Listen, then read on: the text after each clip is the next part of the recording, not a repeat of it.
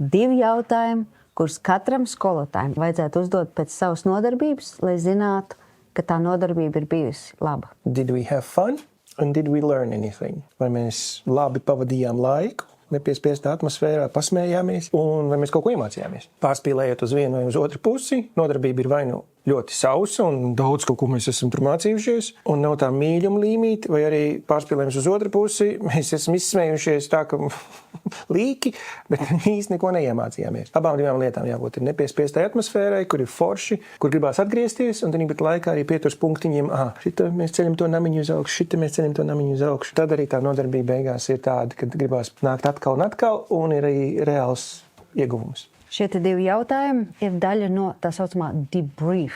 Jeb apkopojums vai pēcanalīze. Tad fakts, un tad mēs paskatāmies un pēc analīzi veicam, vai tas bija labi, ko mēs varam izdarīt labāk. Debrief. To var izmantot arī pēc sapulcēm.